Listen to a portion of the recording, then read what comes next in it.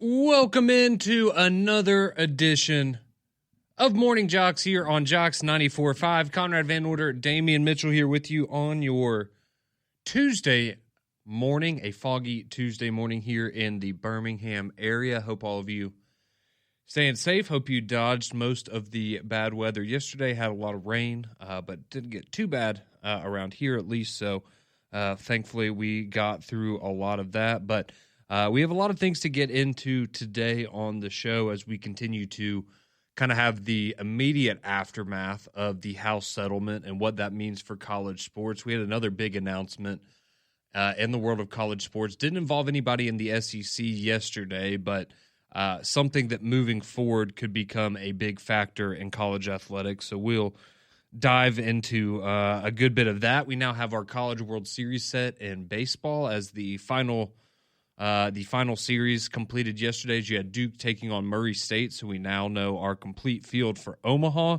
So we'll tell you all about that. You had the Braves on a 7-game losing streak going into play last night. Fortunately, I'll go ahead and tell you, if you're a Braves fan, you probably already know this. Hopefully you know this. But you did snap the losing streak last night. So we will, There we go. It's been trending upward. It had been a rough week for the Braves, and certainly a rough weekend, to say the least. But yeah, so they snapped their losing streak. So we'll dive into that and see if there's any reason to have some optimism if you are a Braves fan here moving forward in the 2025 season. We also got some commits for both Alabama and Auburn football. We'll tell you about as well. So a lot of things that we want to get into here today, and of course, we always want to hear from you on the Courtesy GMC text line at 205-834-9450. And so just starting off today, and part of this is, we want to hear from you in terms of, the new era, what's going on with the House settlement, what's going to happen with NIL, how sustainable is this model for, the smaller programs in the country, what's going to happen with, the UABs and the Jacksonville States of the world, when yesterday we told you about how, the financial struggles that Alabama's having in terms of operating at a deficit within their athletic department. I think for a lot of people, that's kind of an oh crap moment of, okay, well, if the big boys are dealing with this, then what is this trickle down going to look like for, those group of 5 programs? How are they going to be able to sustain this if we're not even seeing the I guess kind of the top dogs in the power conferences be able to handle it? So a lot to get to going on with that, and we want to hear from you and get your thoughts just on everything. If you have questions, things that you don't try to understand, we'll certainly try to explain them to you the best we can for you at 205-834-9450. But I think a lot of us just happy to have some resolution here, and hopefully this just means more than anything that we're one step closer to talking about things that don't involve needing some sort of a legal degree to feel like you truly understand them.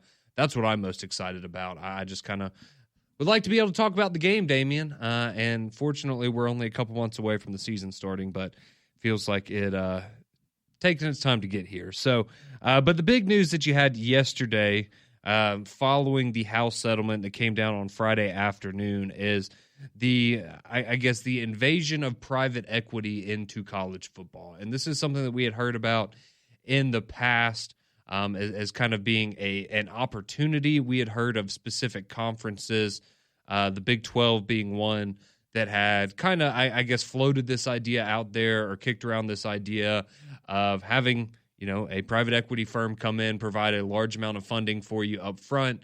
And so now they're kind of transitioning into that with different universities. And the idea behind this is that it's going to be for more large-scale projects, so think stadium renovations, building new facilities, things like that.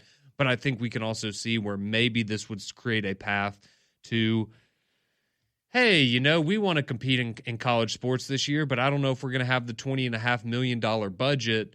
So maybe, we find a company or a firm that'll float us, $205 million, and that'll keep us afloat for 10 years, and that'll allow us to pay the cap for student athletes for 10 years. So I think there's a lot of ways that this could go.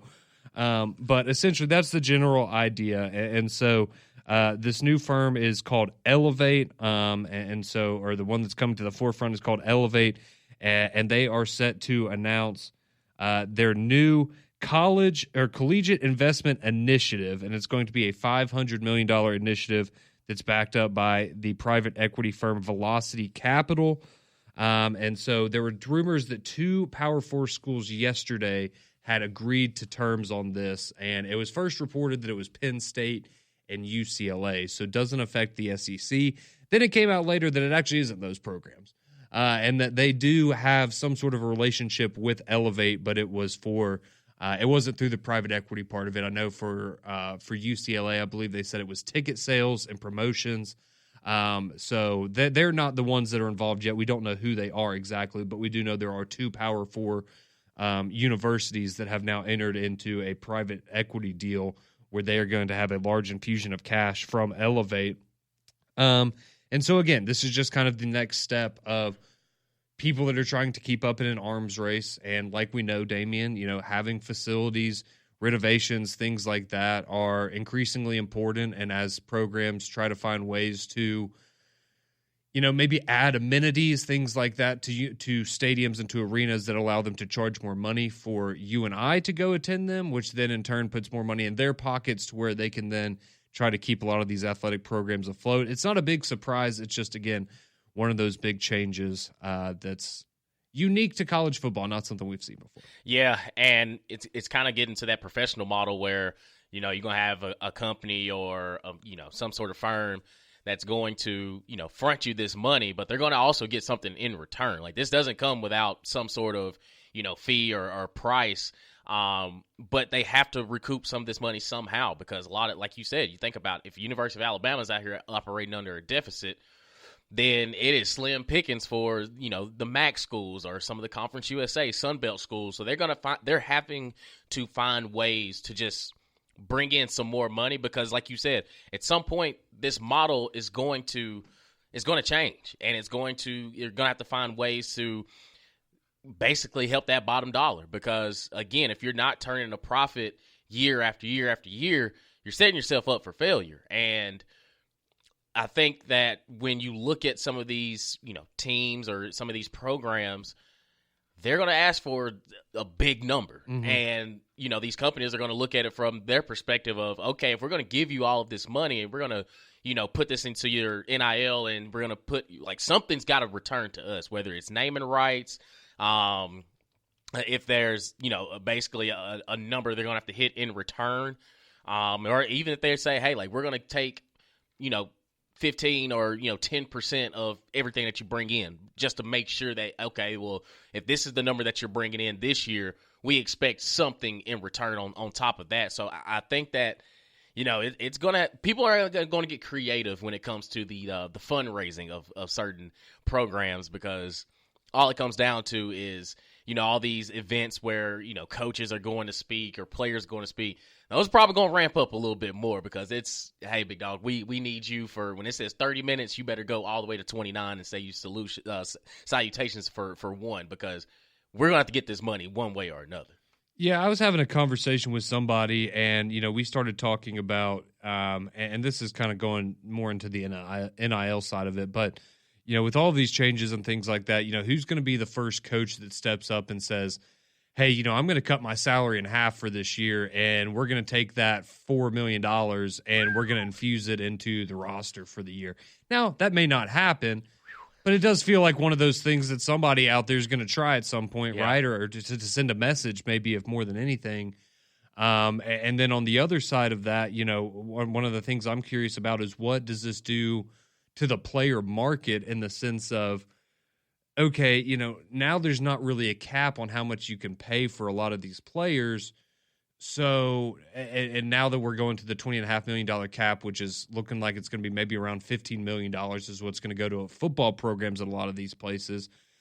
Are you still paying $3 or $4 million for a quarterback when that's going to be, in some cases, 25% of your entire budget for your entire roster is one player?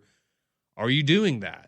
Right? Are you going to make that kind of a commitment for somebody? Do we go back to, is this where, because the thing in the NFL for a long time now, right, has been, if you can get a rookie quarterback in and find success, that's going to be your best chance to go out there and, win a title or two because it allows you to spend money everywhere else. So do you start getting to a point where, is it more valuable to go back to the ways of recruiting and trying to get a guy in-house and develop for a year or two, as opposed to, hey, we're going to go cherry pick a top quarterback every year or every year that we need one and pay $3 or $4 million.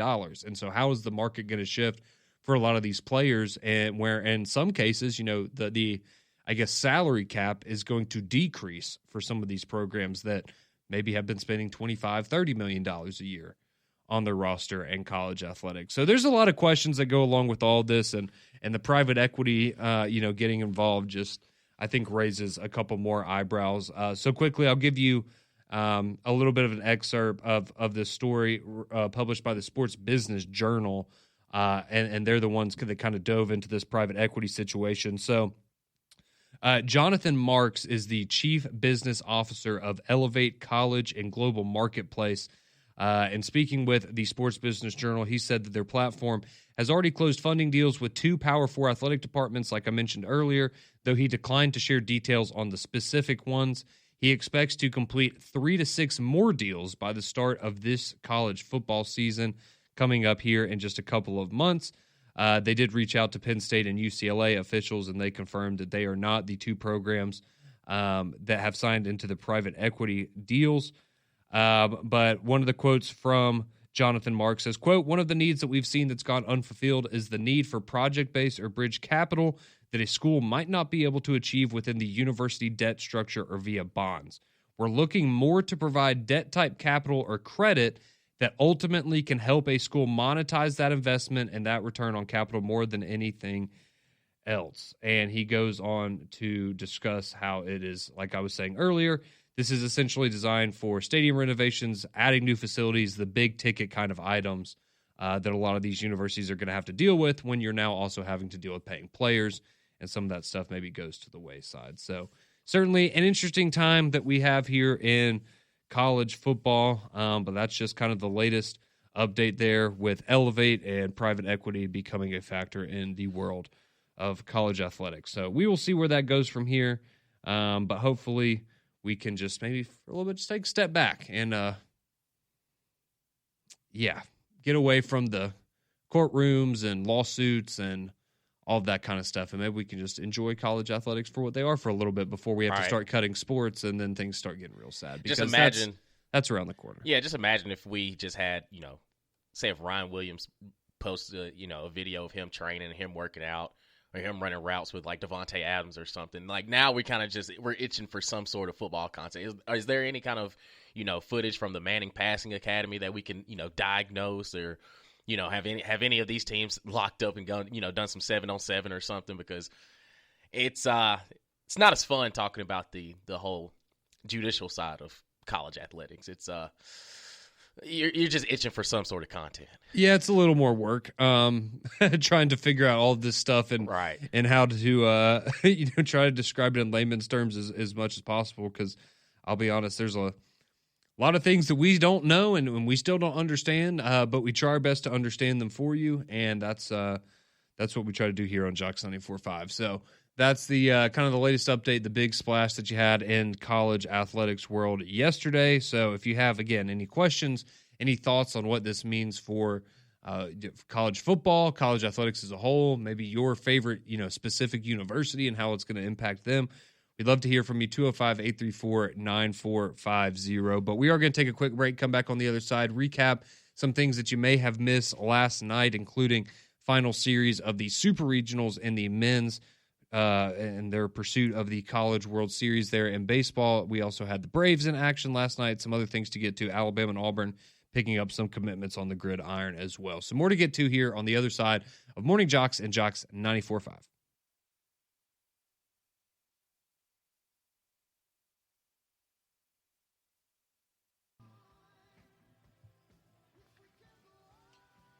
.619, welcome back in to Morning JOX here on JOX 94.5. Conrad and Damian here with you until 7 o'clock when we hand you off to McElroy and Kublik in the morning. Appreciate you making us a part of your day each and every morning. So last night we had the final series of the Super Regionals in the Men's College World Series, as you had Duke taking on Murray State. Murray State looking to advance to Omaha for the first time ever. Duke looking to make it back to Omaha for the first time in 64 years. So a lot on the line for both of these programs last night. And would you believe it, the Murray State, after what they did against Ole Miss in the regionals, kind of shocking everybody there. They were the number 4 seed advancing in the super regionals. And now they are the 4th number 4 seed to make it to the College World Series as Murray State, 44-15 on the season, beat Duke 5-4 last night. You had a great start to the game as Jonathan Hogart hit a leadoff home run, his 8th leadoff home run of the season. So you knew things were going to get looking pretty good for Murray State right off the bat there. But then you had a big go-ahead home run there from Luke Mistone in the 8th inning. And that ultimately is what put Murray State up over the top as they send the Duke Blue Devils reeling on their way home, and Murray State finds themselves advancing to the Men's College World Series for the first time ever. So that kind of thing, always cool to see a school like Murray State, who, I'll be completely honest with you, I think a lot of people are like, oh, that's the John Morant school. That's essentially it, yeah. Yeah, that's Murray State. That's Murray State? That's Murray State. It's where John Morant went to college, and now they are the college that sent their baseball team to the Men's College World Series. Yeah, so, Josh said he's going to he's going to Omaha. Cool. As a representative of his institution.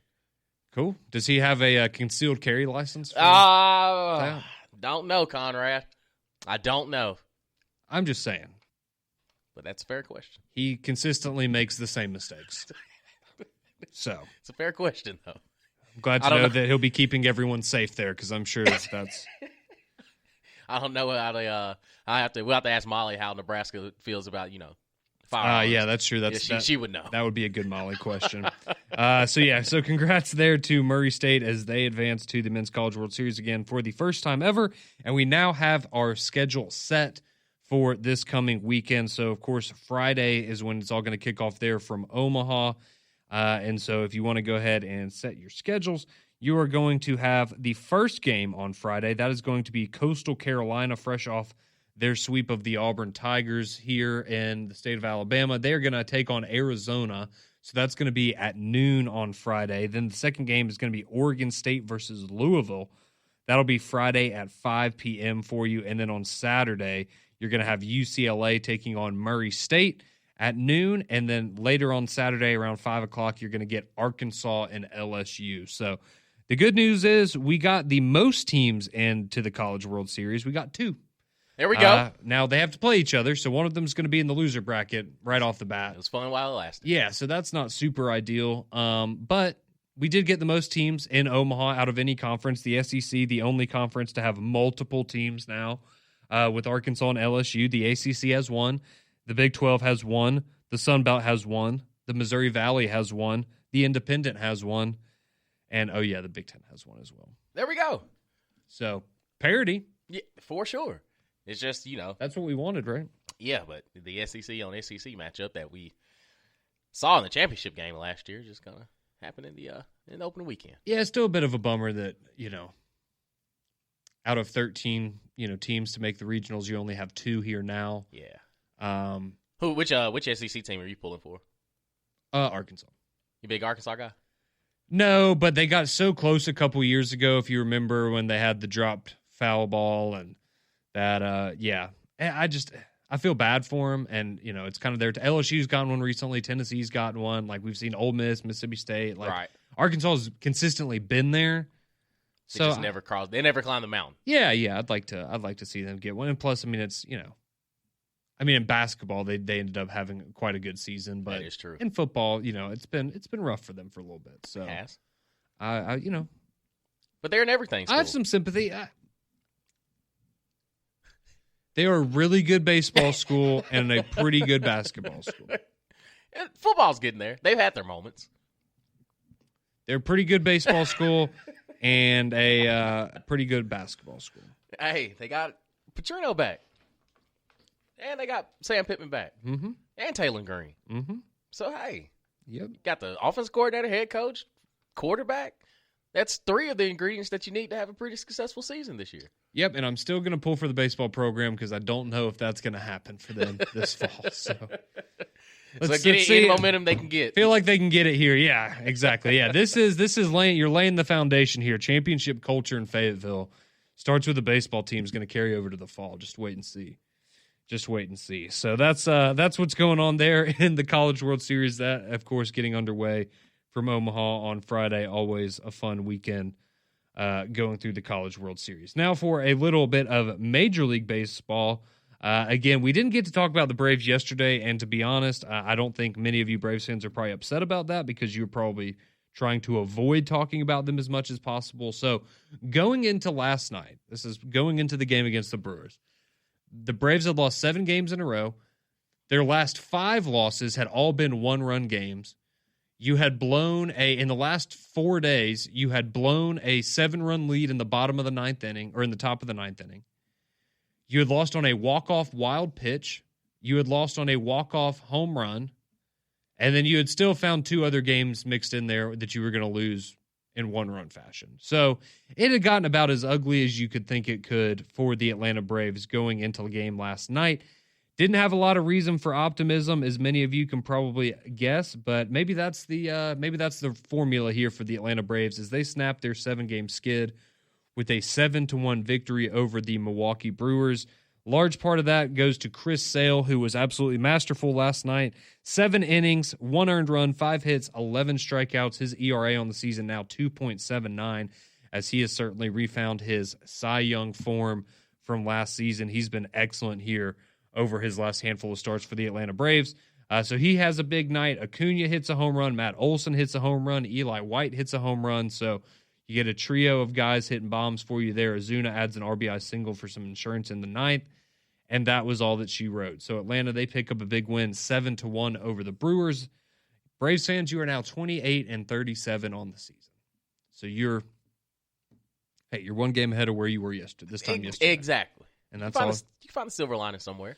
Yeah, that's all you can do right now. So you moved up half a game in the standings. You're now 13 and a half games back of the Mets. But let's be honest, if you have any hope for the Braves, it's going to lie in the wild card. That's where you're going to have to, I would assume, if you're going to find your way into a postseason spot. Right now, 9 games back of a wild card spot, so a little bit more manageable there.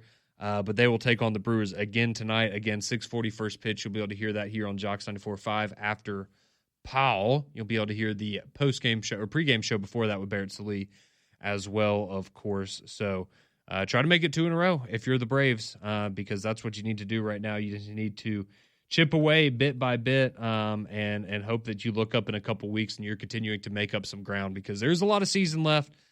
You do have roughly 100 games left to go in the season.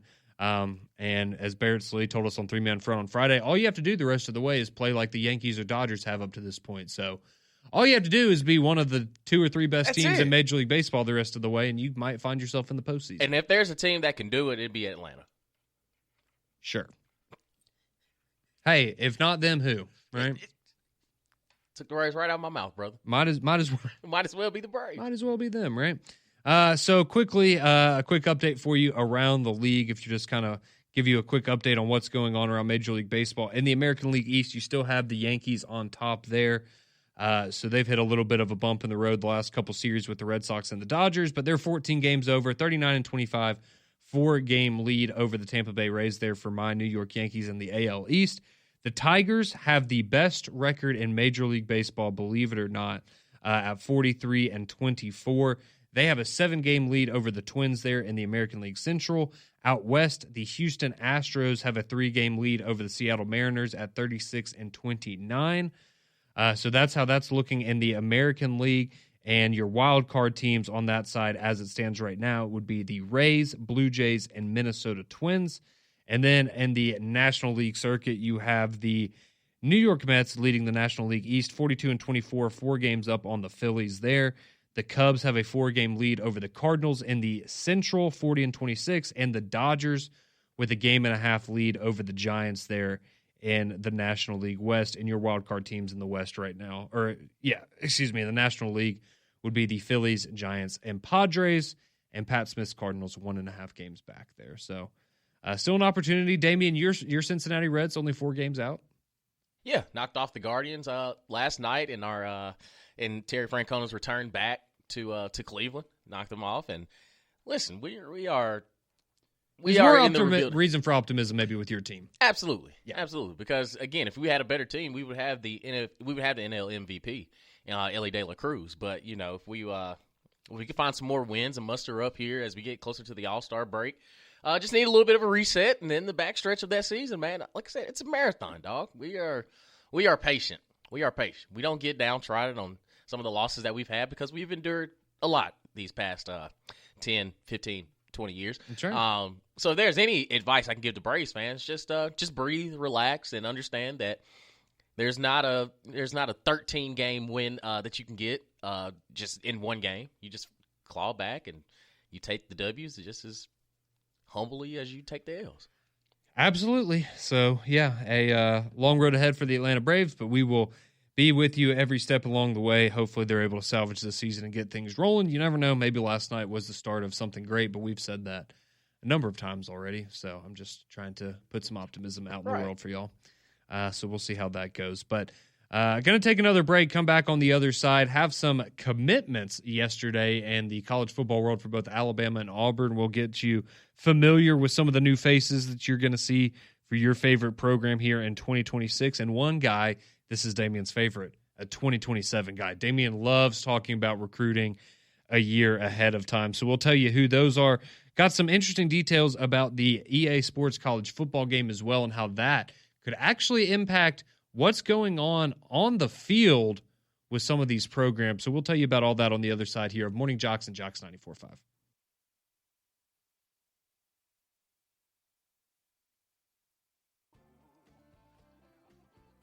$6:37 here on your Tuesday morning. Conrad, Damien, Rob Thomas, and Santana with you here on your Tuesday morning on JOX 94.5. So going to tell you about some commitments for Alabama and Auburn football here in just a minute. But quickly, there were a couple of NFL moves in the last 24 hours or so that caught my attention, Damien. I want to get your thoughts on some of these. So the first one, you're going to have to deal with this one twice a year as the Houston Texans have signed a new running back. And I really like this. I really like this deal. So if you know, the Texans have Joe Mixon, who was a Pro Bowler last year, had a really nice season for them.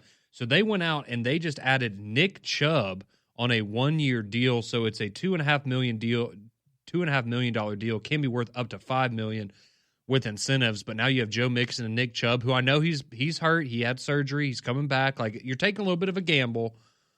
But if you're getting even 80% of what Nick Chubb used to be, and he can be kind of your two-headed monster with Joe Mixon, I think that's a really nice move there by the Texans. Yeah, and it is one of those it's a 1-2 punch that on paper you look at it and say, man, the Texans, they can.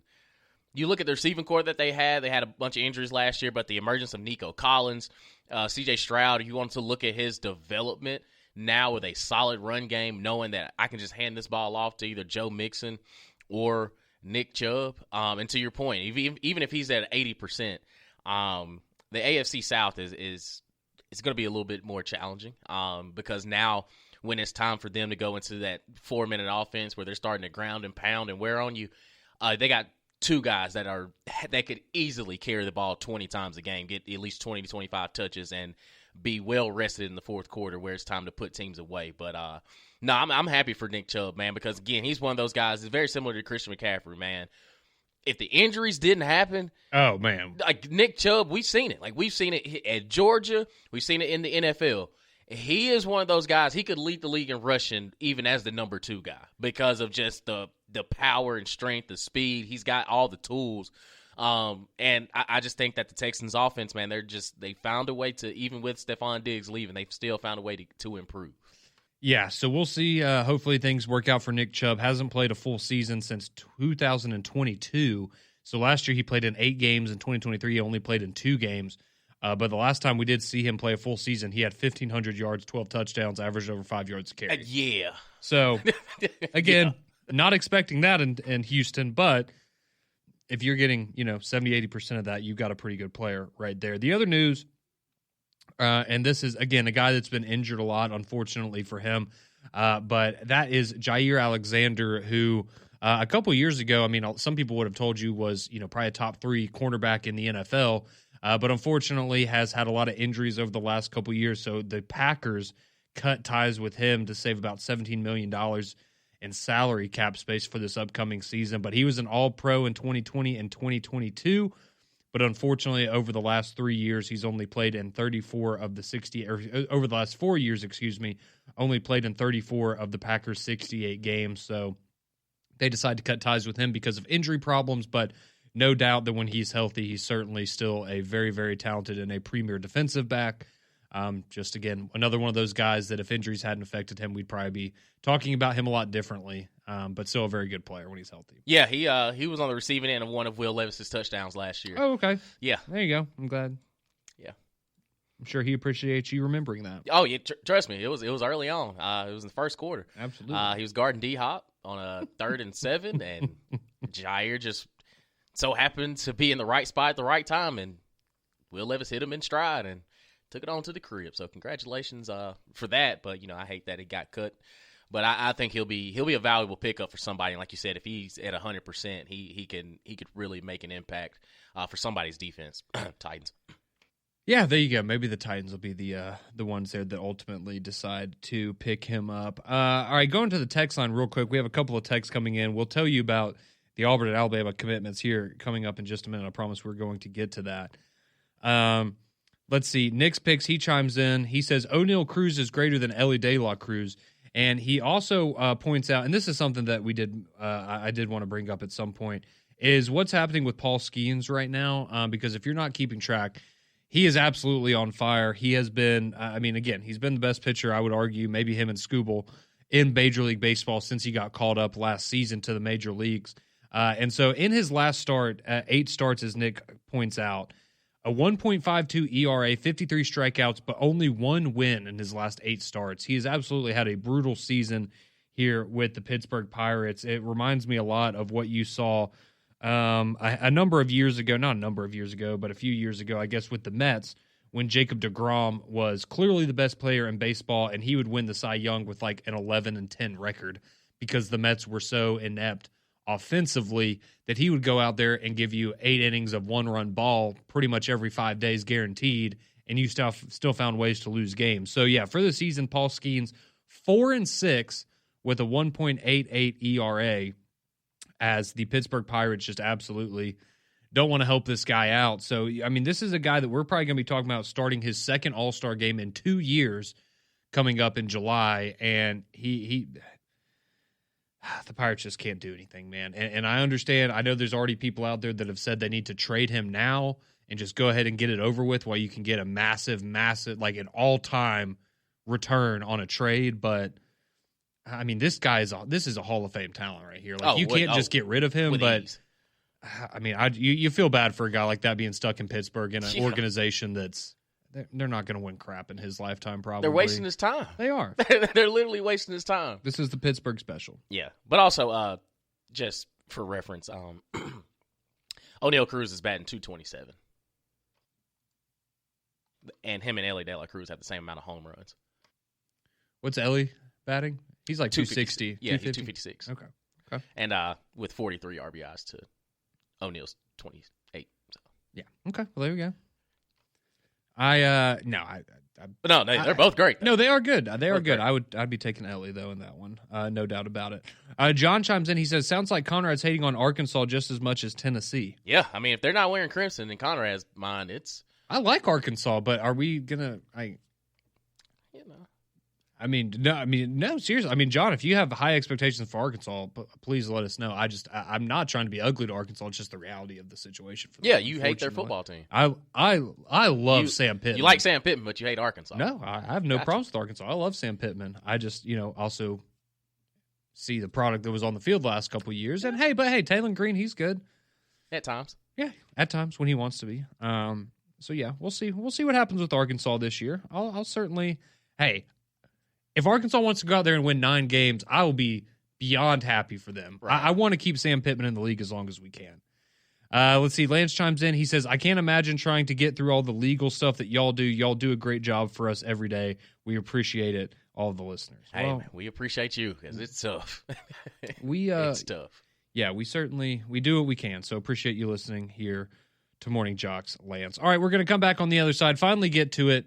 We see you on hold as well. We'll get to your phone calls. We'll also tell you the latest of what's going on with Alabama and Auburn on the recruiting trail, as both picked up some commitments yesterday. So that's coming up here on the other side of Morning Jocks and Jocks 94.5.